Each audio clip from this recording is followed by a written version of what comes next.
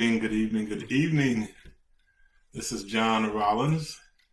Today is Wednesday. It's time for our S.T.R.I.V.E session. S.T.R.I.V.E, strategies to remain informed, strategies to remain victorious, strategies to remain empowered. I trust that you've had a great start to the week. I hope that from the last time that we were together that you've accomplished some things in your life that make you feel like this is a journey worth taking. You met some people who have encouraged and inspired you, and I hope that the information that we share with you on this evening will do the same.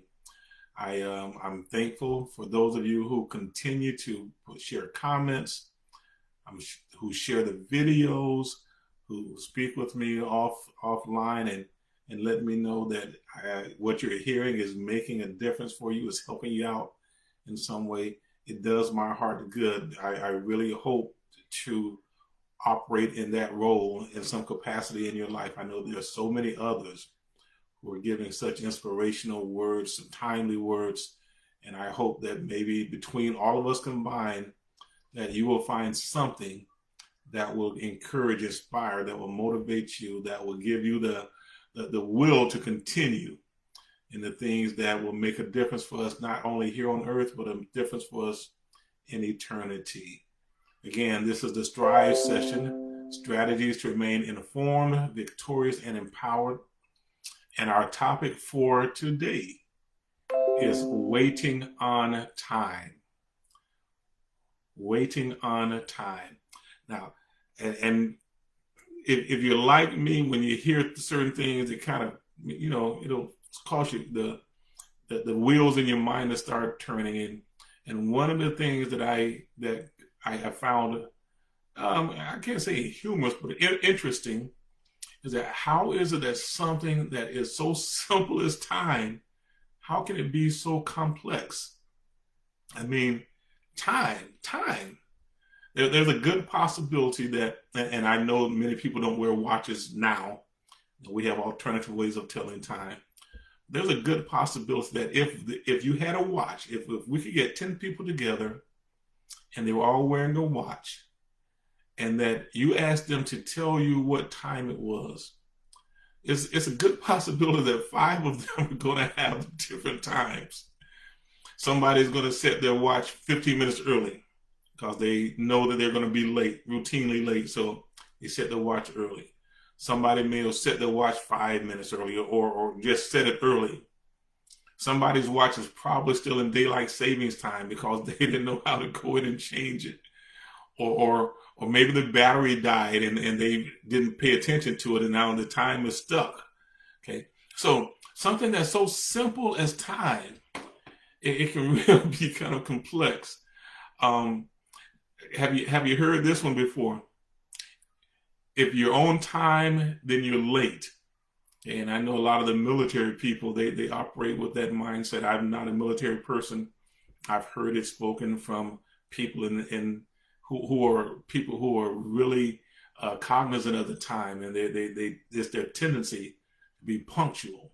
Well, they'll tell you, look, if it's on time, then you're late, because when it's on time, we need to be starting. Don't wait until we get to when things are supposed to be happening for you to show up. Okay, I mean, time is a period. Time is a while, or a spell, or a stretch, or a stint. How do we measure time? Okay, and we're going to talk about how the literal ways of measuring time, but we also are going to talk about, when you're waiting on time, how do you wait on time, and what should be the posture of your mind? What should be the posture of your heart, your attitude, or your physical self when you're waiting on time? Okay, so ways that you measure time, of course, you all know this. Time is measured in seconds, or not milliseconds. Time is measured in minutes. Time is measured in hours, days, weeks, months, years, seasons. But time is also measured in moments. Time is measured in a jiffy. Anybody ever heard of jiffy before? Time is measured in hurried circumstances, or slow, or fast, or quick, or intervals, or quarters, or halves. There's just time. Something as simple as time. It can be so complex. Okay. I remember reading somewhere, you want to know the difference of 1 second. How 1 second, but not even a second, but tenths of a second, hundredths of a second. If you are in an Olympic competition and there's a hundredth of a second that separates you from the other competitor, it can make the difference between you having a gold medal or depending on how many people are competing. That hundredth of a second could mean that maybe you don't have a medal at all. Okay. Franklin P. Jones, he said this, and I think it's interesting. He said, time is a versatile performer. Time flies, it marches on, it heals all wounds, and it will tell. And I'm sure that not everyone agrees with all those, because I definitely don't think that time heals all wounds. I speak about that in a conflict resolution program that I teach. But I do believe that time will tell. And there's another thing that I believe about time. I believe that time waits on no one. We have to wait on time, but time does not wait for us. How many of you have tried unsuccessfully to either speed up, man, I wish I would hurry and get here, or slow it down. I want more time with that person. No, time doesn't do that. Okay.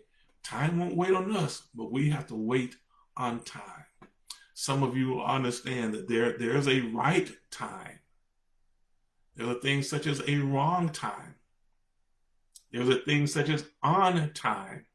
How many of you have heard this? I know in the spiritual sector, we say this all the time. We say this, no pun intended there.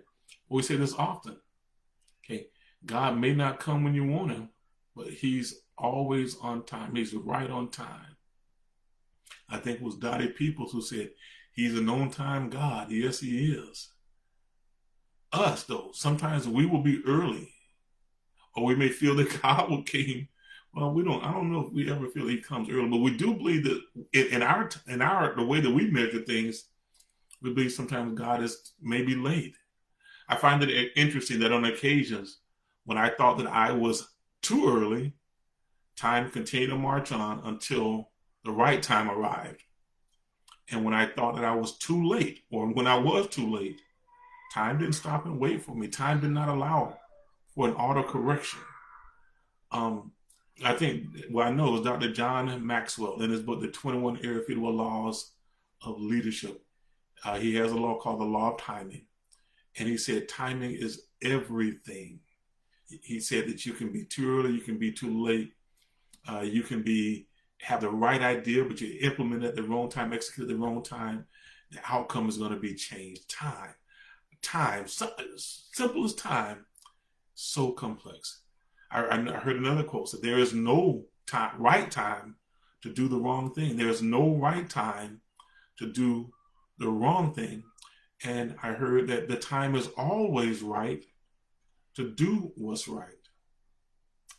So and we're talking about waiting on time. Time is defined as an indefinite, continued process of existence and events in the past, in the present, and future that's regarded as a whole, an indefinite, continued process of existence and events from the past, from the present, and the future that's regarded as a whole. History is time. The present is time. The future is time. So because time has multiple or consists of multiple dimensions, I'm thinking that our approach for dealing with time should involve as many dimensions as necessary to position us to achieve the outcomes that we desire. If we spend too much time thinking about the past, then many times we miss the moment. We can't enjoy what it is that we're experiencing right now. But if we spend no time thinking about the past, then we also may be positioned so that we're not able to master or maximize the moment. If we spend too much time living in the moment, can you see how that could potentially have an adverse impact on your future? And I understand that no one is promised a breath, the next breath. None of us are. And so because there's no uncertainties about the future, I can understand how people say, look, I'm going to live for now because now is all that I have. I can understand that. Okay. I'm going to share a statement with you, and it's my opinion. And many times when I'm here, I'll state to you what I found to be fact. But if I'm stating an opinion, I'll share it. This is my opinion. And you know what they say about opinions. Everybody has one, and a lot of them stink. Okay, and I'll let you interpret that the way that you want to. But my opinion, in the definition I stated earlier, it said the time was an indefinite continued process. Indefinite is an adjective. Indefinite means lasting for an unknown or unstated length of time. Indefinite. I believe that time is indefinite, but I believe that time is definite at the same time. I believe that time can be measured, but at the same time, time is measureless. Time is finite. Time is eternal. Okay? At the same time, we may run out of time, but time doesn't stop when we do. We may run out of time, but time continues to move. So how do we capitalize on time? Okay, and this isn't a complete list of steps somebody should take. These are just a few suggestions that I put here. All right, 1, realize that someone who must have existed outside of time initially began measuring time as we know it. Someone who existed outside of time began to measure time. The scripture says, in the beginning. Okay, so there was a point when we began to measure time. But time existed before then, but now we begin to measure. 2nd, realize that although we can measure time, we can never own a time. We can measure it, but we're living on borrowed time. Realize that time existed before us and time will exist after us. There will be a recording of the time when we were born. There will be a recording on the time that we die. Somebody recorded the time that we were born. Most likely someone will be here to record the time that we expire. Understand that now is the time that matters most. We're talking about what do you do? How do you wait on time? Okay. Understand that now is the point that matters the most. We have spent our lives to get to this moment, our whole lives to get to where we are. When or if tomorrow arrives for us, you know what we're going to do? We're going to call it today. So now, this moment is the moment that matters the most. Once this moment is gone, we will never see that specific moment again throughout eternity. Okay? So do all you can to best position yourself so that you are prepared for the moment. Okay? Regardless of how it may look, you want to be prepared when that moment does arrive. You say, John, well, what if it doesn't arrive? Guess what? If it doesn't arrive, you don't have to worry about it. Okay, but it may arrive. And when it arrives, if it finds you unprepared, you will not be able to maximize on it. Study the past. Okay, there are probably many lessons that could be of great value to you. Study the past. Plan for the future. Okay, you don't want to get there and not be ready. Okay, but live for the moment. Understand that there is a thing called eternity. You're talking about how do you wait on time. There's a thing called eternity. Everyone in one form or another will experience it. Do everything today. Make every decision in this moment so that when you enter eternity, there'll be nothing left for you to regret. Okay? Waiting on time. All right. This is John with the S.T.R.I.V.E session. Strategies to remain informed, strategies to remain victorious, strategies to remain empowered. All right. So, you know how I end. This is the ending that is appropriate.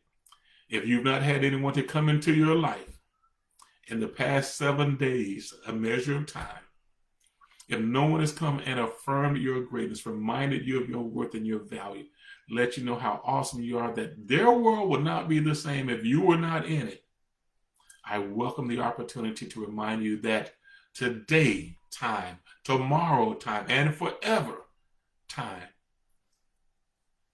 You are important. Okay? All right, you all be blessed. Hopefully we'll see you next week.